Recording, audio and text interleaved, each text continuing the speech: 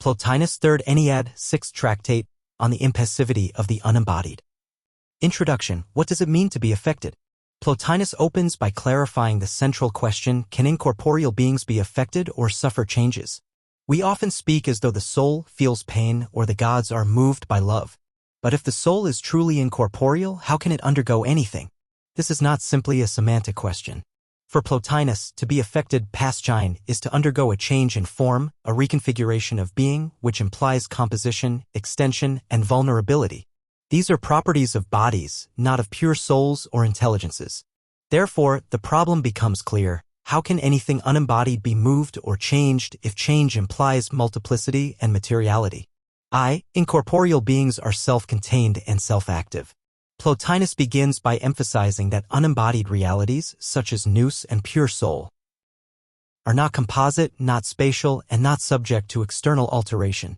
They do not receive form from without because they are already fully in act, self-determined, and non-extended. This means that the higher the being, the less it is affected by anything else.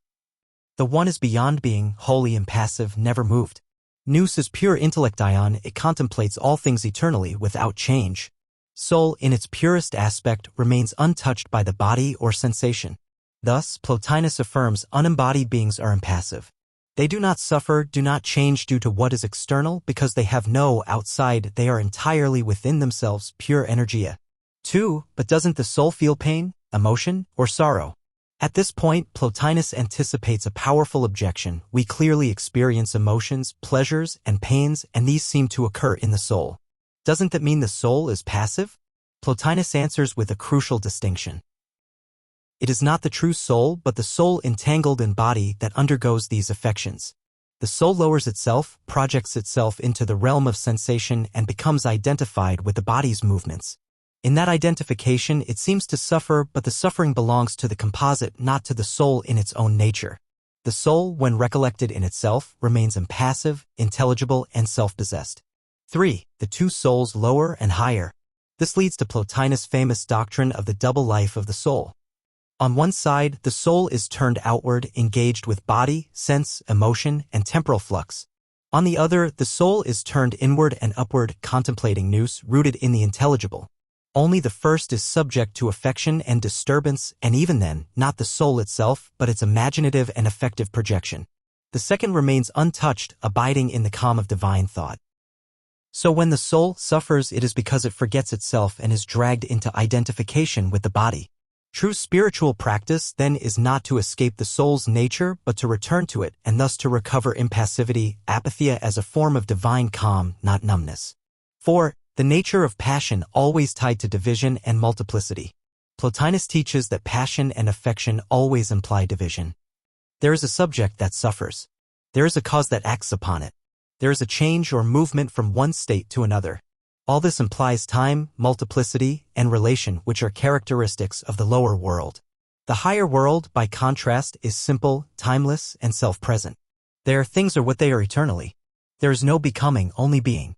Therefore, if a being is truly incorporeal, it cannot suffer.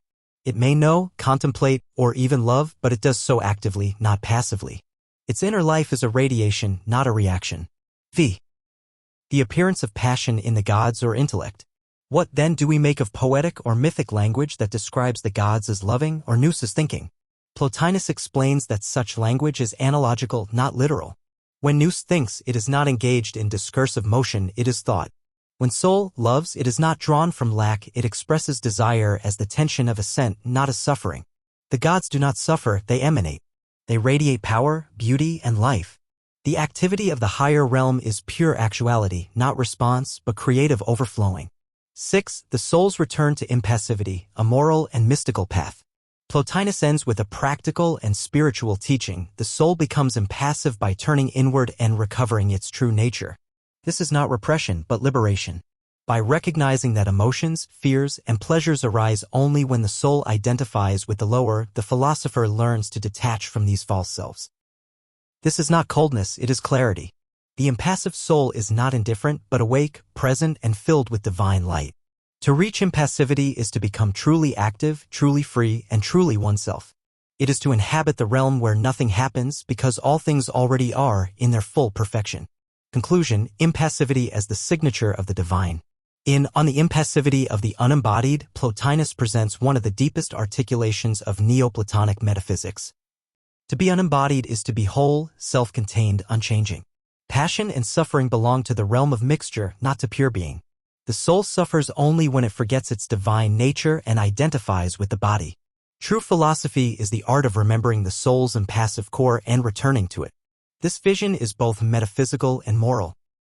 Plotinus invites us to see the soul not as vulnerable and reactive, but as a silent flame eternally burning within us, untouched by time and always waiting for the moment when we will return to its stillness.